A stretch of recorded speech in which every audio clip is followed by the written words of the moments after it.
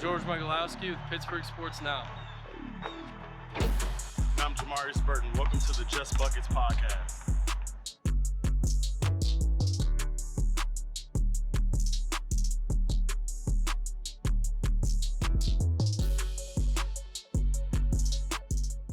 Hi, I'm Pete Strobel, president of the Scoring Factory. Here, we make you better. Here's where you work on your weaknesses. This is the place you come to work on the fundamentals that are going to take you to the next level. We love to push players. We love to teach players. We've worked with a lot of very talented players, and we want your son or daughter to come in next. I am Jamarius Burton, and here at the Scoring Factory in Pittsburgh, PA, you can get better. Here we focus on player development, skill, and overall getting better is done here. Details are not missed with Pete Strobel and the Scoring Factory.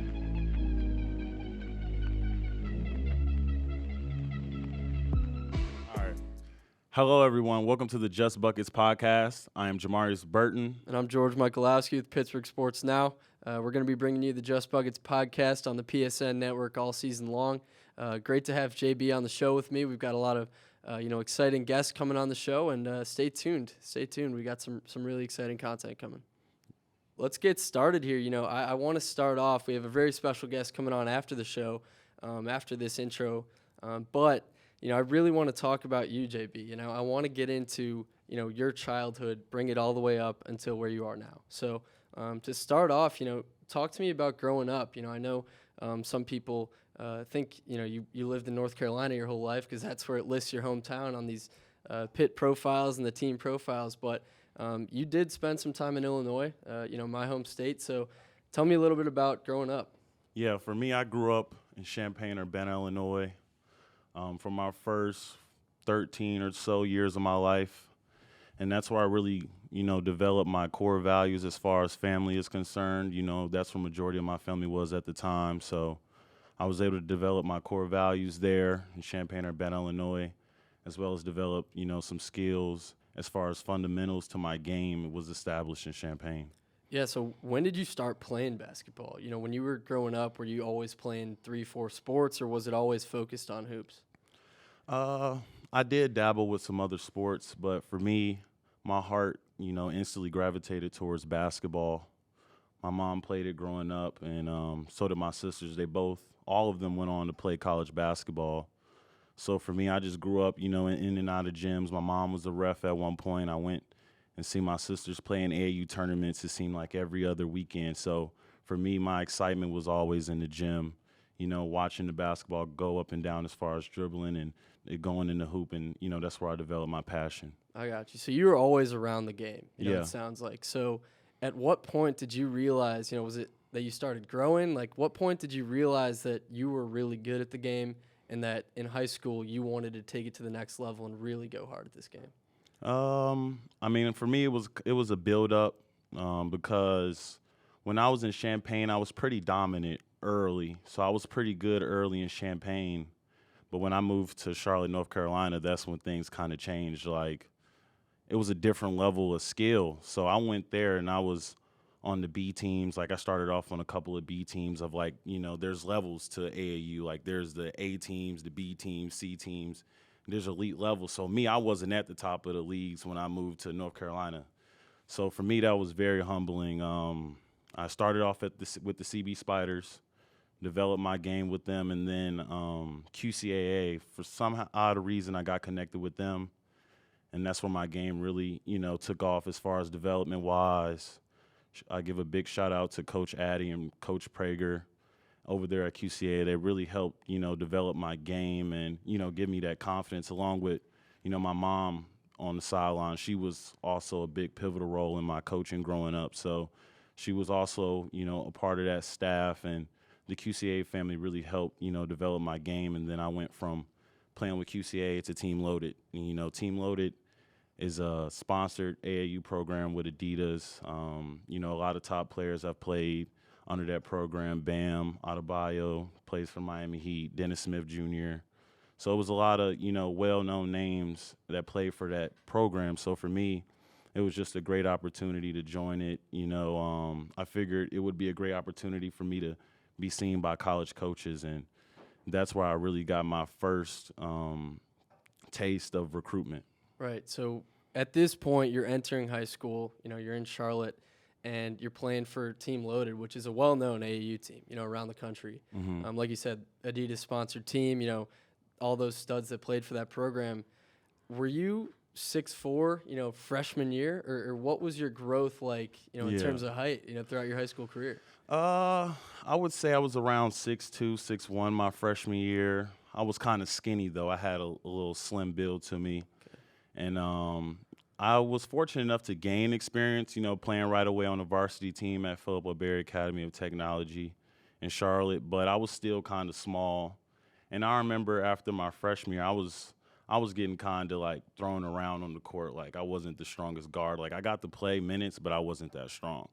And I remember a senior by the name of Braxton. He told me, once you get stronger, this game, you'll be able to play it, at a different level. So after my freshman year, I really, put the work in the weight room as far as like trying to build my body up. I was doing, basic stuff, but it was working. And then after my sophomore year, going into my junior year, that's when I started, picking up offers, playing on the circuit with Loaded, and my recruitment really took off. Yeah, so get into that. Who were the first schools that started calling you? How did that process really kick off?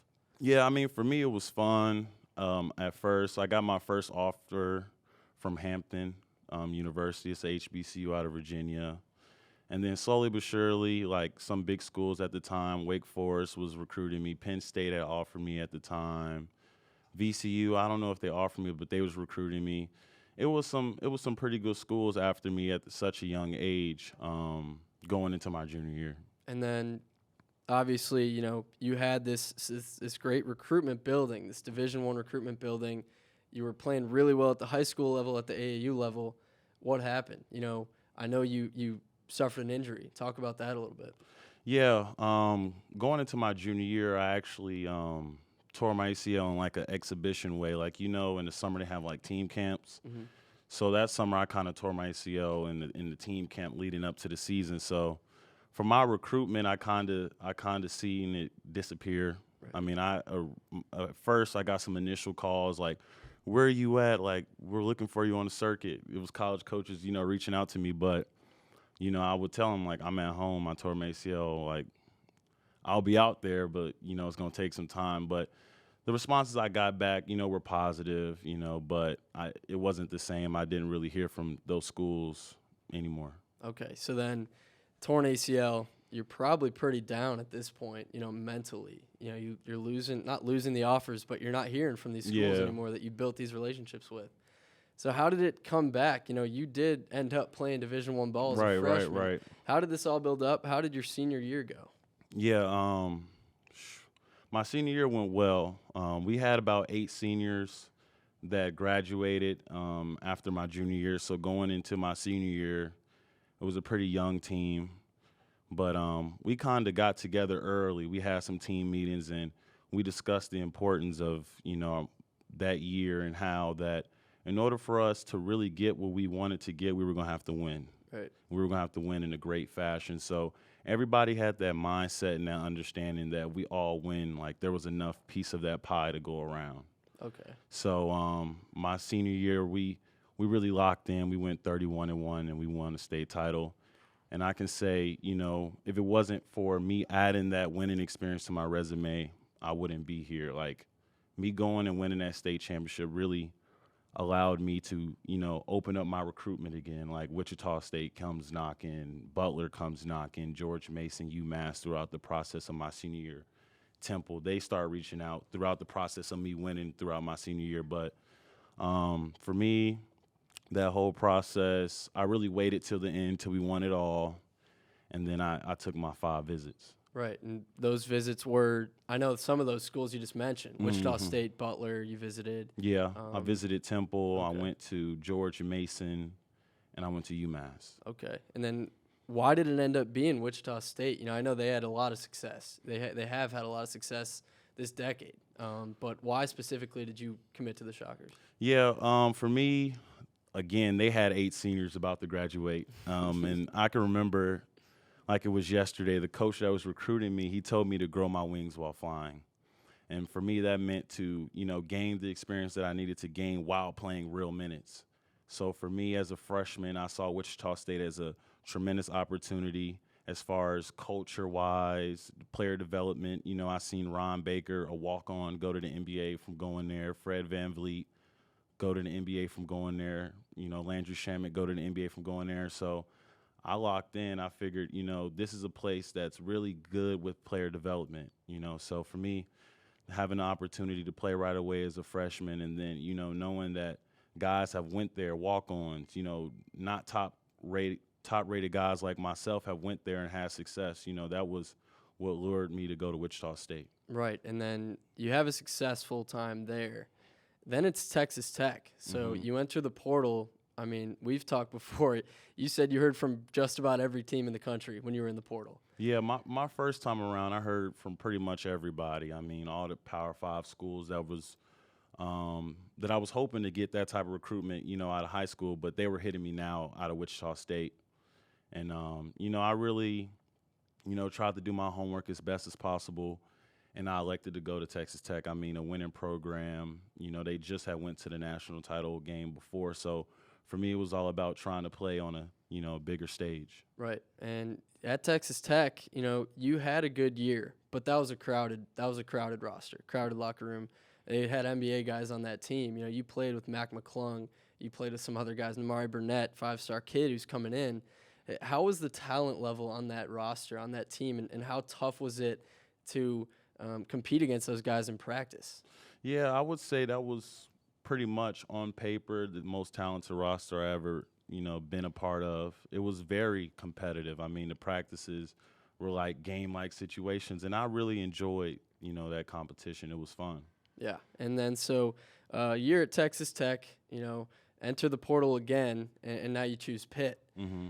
Take me through that decision. That was during COVID, so Yeah. you didn't visit Pitt, right? Yeah, so, I mean, the recruiting thing, it was a little bit different during COVID. Like, I didn't take a visit to Texas Tech either, so I went to Texas Tech with no visit, and then when I hit the portal again, the recruitment wasn't the same like as it was when I hit the portal the first time. So for me, Pittsburgh came knocking. I was still back and forth whether I was going to stay at Tech or, pursue, what other options I had. But, ultimately, after having discussions with them, they were started to recruit other guys. So for me, I just picked up my phone, called, Coach Capel at, with Pittsburgh and told him I was coming. I felt like it was a great opportunity to move closer to home. I think Tech was 20 hours away, so I moved 7 hours away from home. So, getting closer to home and then, playing for a guy who was a point guard at a really high level, was my lure to come here. Right, and then you get to Pitt, you're playing with a group of guys that kind of came from everywhere. You've got some guys like John that were there the year before, but it's a brand new group of faces, in this Pitt locker room last year. Talk about the beginning of that season. I know you started off with a knee injury. Yeah. But how did that beginning of that season all go down? Yeah, I would say the beginning of our season last year was a little bit rocky. Going into it, we had one of our top players, tear his ACL and go down. I'm already out with the knee surgery that I end up having to have in October.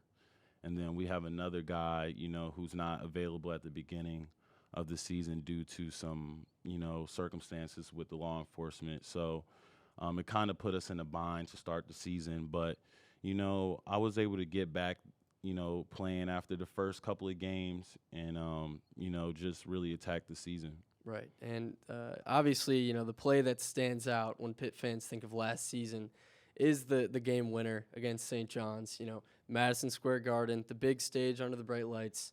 You come down the court, coast to coast. I think there were 4 or 5 seconds left on the clock when you guys inbounded it. Tell me about that play, and did you know that you were going to be the guy that took the shot? I wouldn't say I knew right then and there as far as, before the ball was inbounded, because I never, pre-deceive what I'm trying to do. Right. I always take what the defense gives me. But, in that huddle, I can remember Coach Brown saying somebody is going to make a big shot to end this game. And, And, that just gave me confidence, really the whole team confidence going out for that last play. And the way it was set up, me coming down the floor, John, the attention that he brings, he came down the middle of the floor, set a nice screen, and, he freed me up from the guard who was guarding me. So ultimately it was his guy guarding me, so I was able to go, downhill to my left, create a little separation and shoot it. And, it was a great win for us at that time.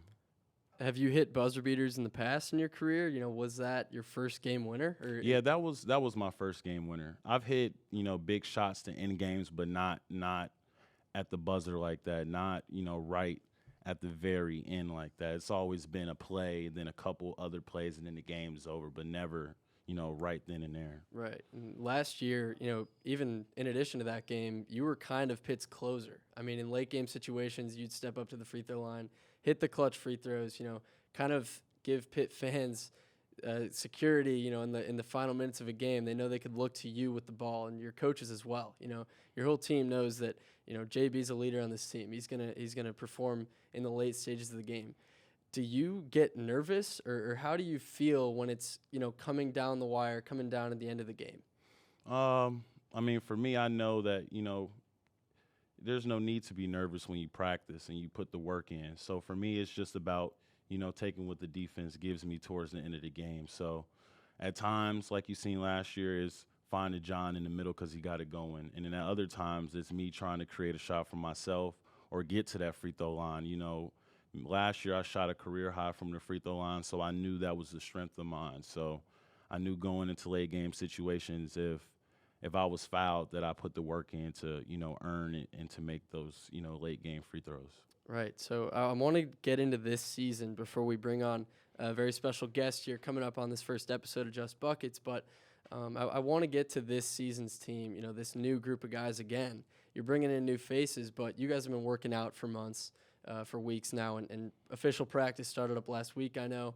So tell me about this new group. What's different about this group of guys going into the season? Yeah, I would say the difference with this group of guys is really the competitive spirit of the whole team. From day one, everybody's been locked in and trying to win each and every drill. I feel like it's a difference between, everybody, being present in practice, but really being eager to really win and to really, build and carry like, a sustainable foundation for the season.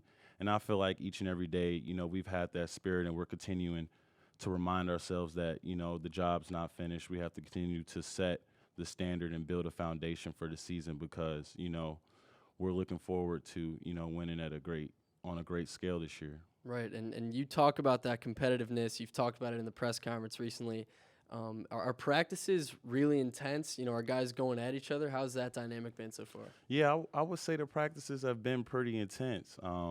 Like I said, everybody's trying to win every drill. Everything's accounted for, wins and losses.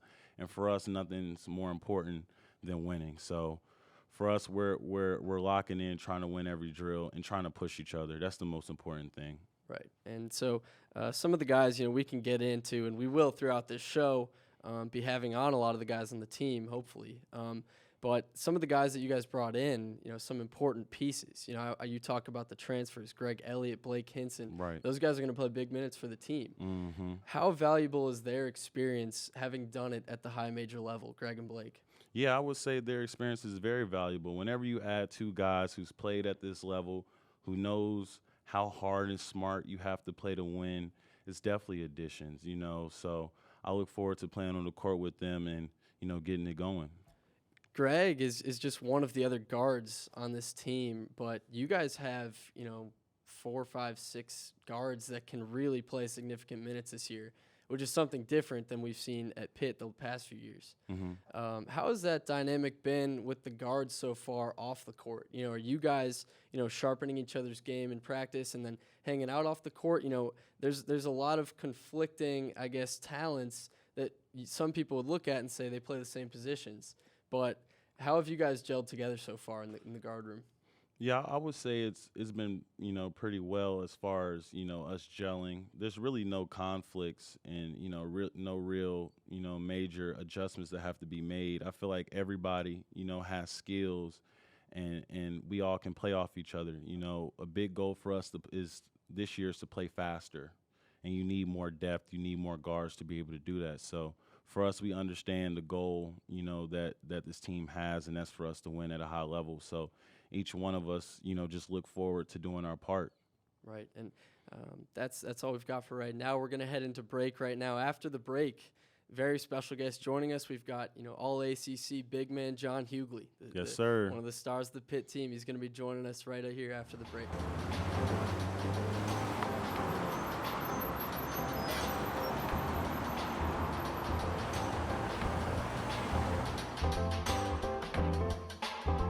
Hey, what do you recommend on the menu? As the top gunner. I'll take the top gunner.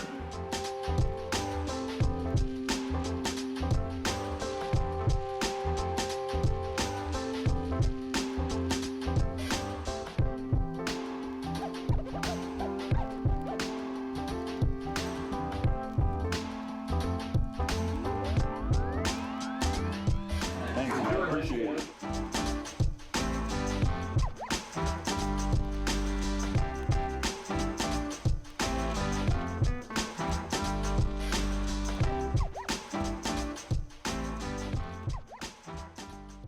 Welcome back to the Just Buckets podcast. We have a special guest, Mr. John Hugley, the big man in the middle. Welcome on, John. Thank you for having me, man. Thank you for having me. I appreciate it. Yes, sir. So we'd like to get straight to it. Tell us about your time growing up in Cleveland, Ohio.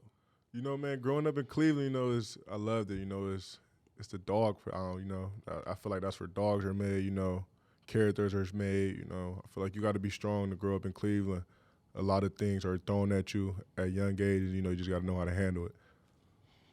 And for you, what is your family dynamic like? You know, tell us a little bit about your family. So, you know, I'm not going to say I grew up with a single mother, but, you know, I had a single mom growing up. My dad, he was incarcerated. He still is, you know. But, like, having a single mom, it made me tougher, you know, and stronger. She embraced a lot of me and my sisters growing up that I just thank her for, you know. Mm-hmm. And how many sisters do you have? I have 3 little sisters. What's their ages? 13, dang, I don't want to get it messed up, 15 and 1. And for your family, like, do y'all have, like, a family mantra, like a saying that you ever heard, like, you know, your mom saying growing up, your grandmother saying up, or, like, Not really. Like it was just, you know, work hard and nothing's going to be given to you. That was the biggest thing my mom and, like, my family embraced, me and my sisters. So who introduced you to basketball? I mean, I'm sure you were playing your whole childhood. You're one of the biggest kids, I'm sure, growing up. Who put you on to basketball? My dad, you know, he put the ball in my hands. You know, I played all sports growing up. I was an athlete. I fell in love with the game. Like basketball, I would say I was around 6 probably. You know, I was just like, I was bigger than everybody. Were you playing football? Yeah, football. What position? Tight end, DN, quarterback, anything. That football, that was my first sport. You know, I really loved football growing up. Okay. How long did you play football for? High school or just growing up? True story. So I broke my wrist 8th grade year, and then that's when I said I'm done with football. You know, I'm gonna just focus on basketball. Okay, I got you. Who was your favorite player growing up? I know obviously like those Cleveland teams. You know, you're definitely watching. You know, the Cavs, but who was your favorite player to look up to, you know, basketball-wise? LeBron all the way. Okay. Yeah, LeBron all the way. I know you guys are both LeBron guys. Yeah, definitely. LeBron the GOAT to me. Yeah, that's the GOAT. Over MJ? Definitely. Definitely. We heard Greg talking in the press conference the other day, you know, breaking down why he likes LeBron over MJ, and he was like, yeah, I mean, I've only seen LeBron. How can I vouch for someone I haven't watched growing up? Like, Yeah, I would say me seeing, you know, LeBron growing up is the biggest reason why I say he is the GOAT. You know, with my eyes, I've literally seen him dominate a game in pretty much all fashions. Yeah, definitely. So for me, he's got to be the GOAT.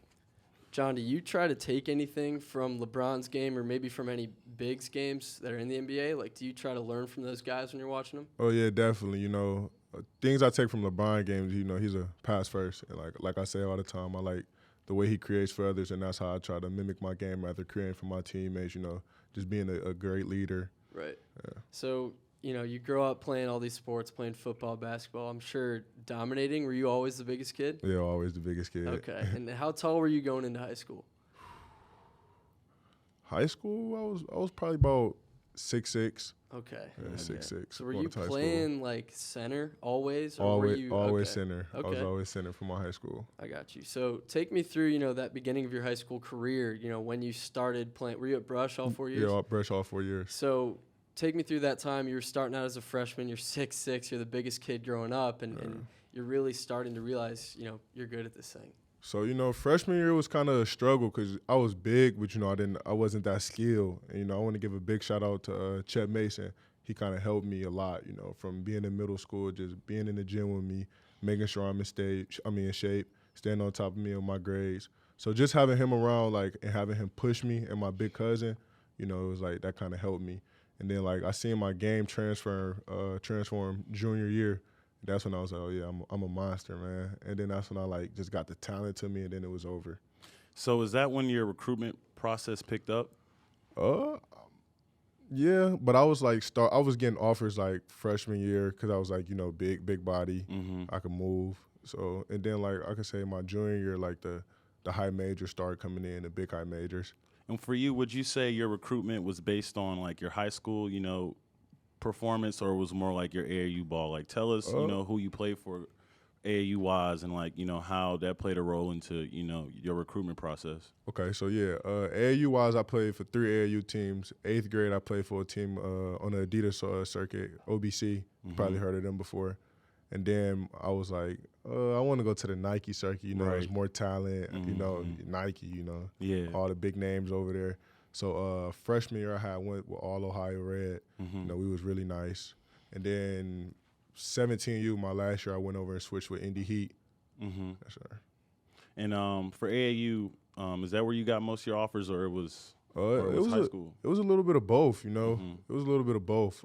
So, I could say my first offer I got going into my 9th grade year from Cleveland State. And then from there, it was it just went up. I got Penn State, I got Nebraska. I got Florida. I was getting interest from Purdue, and then West V offered me. So it was just it picked up from there. And when did Pitt come into the picture? I want to say Coach Capel offered me my sophomore or junior year. Yeah, my sophomore or junior year of high school. Okay. So did you want to stay, did you look at Pitt as a closer to home option, or what was your goal, in your recruitment? Stay close to home, go to the best school that offered me? What was that going on? I'm going to be honest, I always grew up a Buckeye fan, so, I wanted to go to Ohio State, but I never got that offer. And, yeah, staying home, I wanted to stay home, close to my family, close to mom. She could drive up and see me. Right. And I feel Pitt, that was the best option. It was the ACC, great coaching, it was a rebuild, great culture, great fans, and it was only 2 hours away from home, so it was it's a no-brainer right here. Right, and you took visits to several other schools that weren't close to home. I think Miami, right? What Miami, I took a visit to Nebraska, took a visit to NC State, took a visit to West V, took a couple more visits. So, when you ultimately decided to come to Pitt, how was, your first year going into last year and your time on the Pitt campus? My first, it was an excitement, a freshman. I came in at, I want to say 18, it was different. Just being let free, I could say I wasn't disciplined, freshman year, dealt with some things off the court, and I feel that helped me to the person I am now, the young man I am today. That it molded me into a better person. I feel it molded me into a better basketball player because that being time away from the team, I was in the gym, with Coach Chet, and we was just grinding, man. What do you think you guys worked on the most, during that time off? Because, that first year, the freshman year, when you did play, I think you were averaging 5-6 a game. Yeah. Obviously, a freshman, you said 18-year-old kid coming in, obviously not going to put up all ACC numbers right away, but that jump you made from freshman to sophomore year is pretty incredible. Talk about what you worked on, between those 2 years. Really, I worked on a lot of everything. First thing I had to work on was my mental. I feel that was the biggest thing for me. Put aside the basketball, I had to work on my mental piece. And I feel once the mental piece clicked for me, that's when the basketball clicked for me. I could be in better shape. I was doing new things in the gym that I never thought I could do, shooting better, moving better, dribbling better. And then I just seen everything had opened up to me. And then my sophomore year, I came back and I did my thing. JB, when you first saw John play, tell me about that. What did you think? What were your first impressions of him? I mean, when I seen John play, at first, I was just impressed with his size. I mean, John is what they call him, Big John. 6'8", big. But the crazy thing about John is how freakishly he moves. Like, he moves fast. He's very, agile for his size. And I knew, playing with him this year that when in doubt, I could always throw it in and he was going to apply that force. And that's the thing that we know, moving forward, going into this year, that we have down low is a guy that's going to always attack the other team with force. Right, and you were going at teams all last year. You were taking on double teams. Still scoring, putting up double doubles pretty much every night in the ACC. But at the end of the season, you earned ACC honorable mention honors. How did you react to that? Were you, disappointed? Were you excited? How did you react to the honorable mention honors?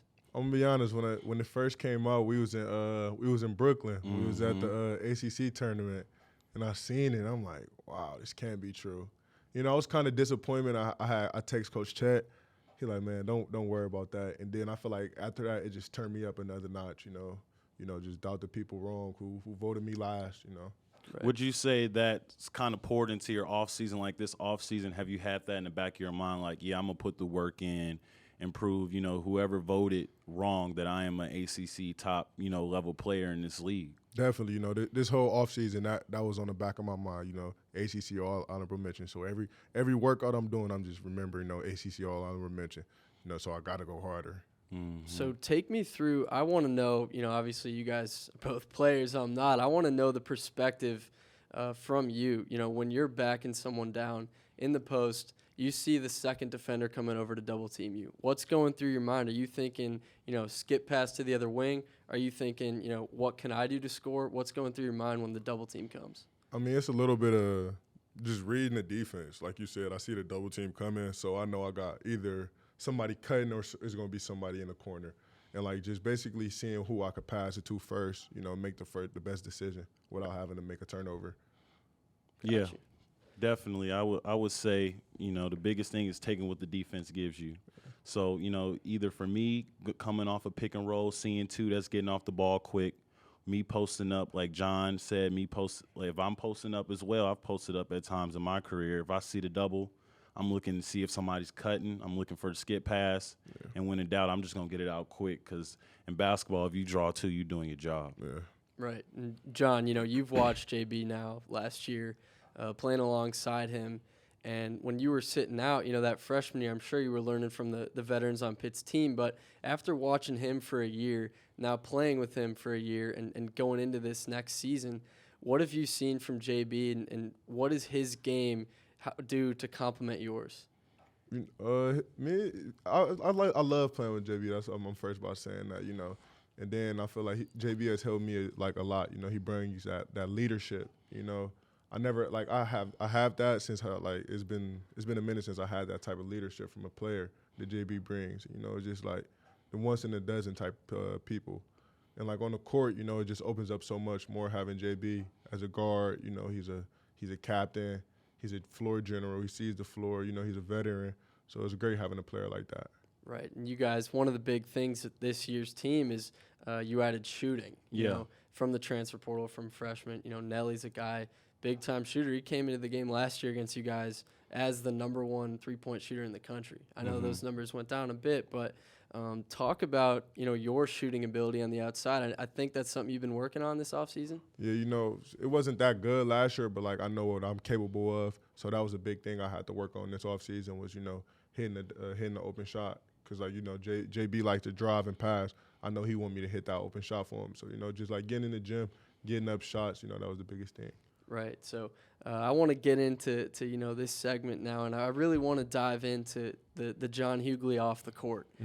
So take me through your day-to-day life when it's outside of basketball practice. What are some of your hobbies?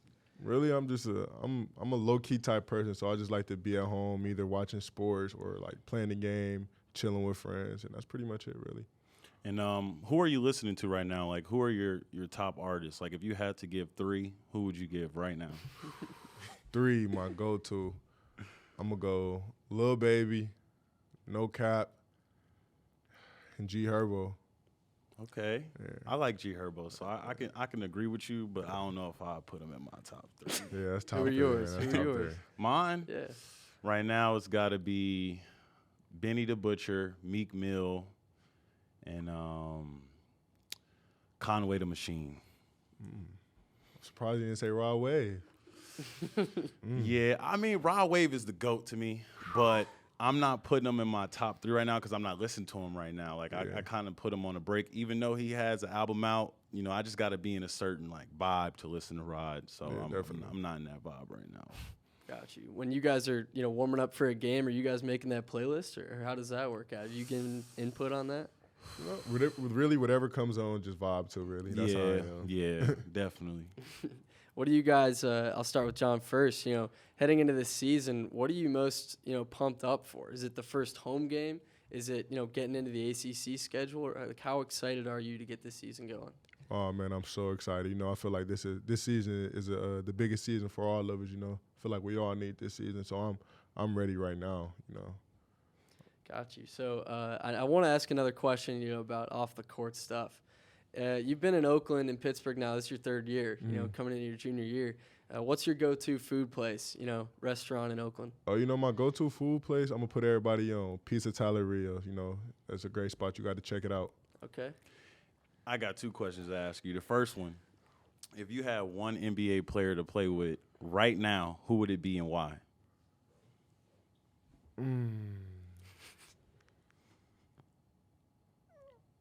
I want to say LeBron, but I'm going to go with a guard. LeBron, but I'm going to go with the guard. Chris Paul. Chris Paul? Yeah. Why Chris Paul, though? Yeah, he a leader, and I feel like he'll be able to, like, get me, like, into my open spots. He going to be able to find me, cut in. That ball, I feel like that ball screen would be crazy with me and CP3. Okay. What about you? For me, even though I've been getting on, in debates in the locker room lately, I would say I would pick right now, I would pick Curry. Just for the simple fact that I know he's John not doesn't ball. like that pick. I know he's not ball dominant. I like that pick. I know he's okay. not ball dominant, and his presence on the floor, the amount of tension that he creates on the floor is going to do nothing but free it up for me. And by me being a willing passer and an aggressive guard, I know I could get him more shots as well. So it's kind of like a give and take. I feel like he would complement my game with his elite shooting, and I would complement his with my ability to get downhill and to create. What are those debates in the locker room? Who are you guys debating about? I hear a lot of crazy debates in the locker room. Yeah, Give us the hottest take that you guys have heard. Russell Westbrook, top 3-point guard ever. Says who? My God. I'm not even gonna say I'm who not it gonna is say right who now. it is, but When he that's come a on good- the show, Yeah. we'll mention We'll it. We'll address mention that. it. Yeah, we'll address that. Please do. Okay. Oh, all right. And the last question before we get off: if you had to tell the 10-year-old John Hugley something, what would you tell him? I'm proud of you, man. Just keep don't get complacent. Just keep working, keep grinding, and just always remember what your mom told you. Work hard. Nothing is given.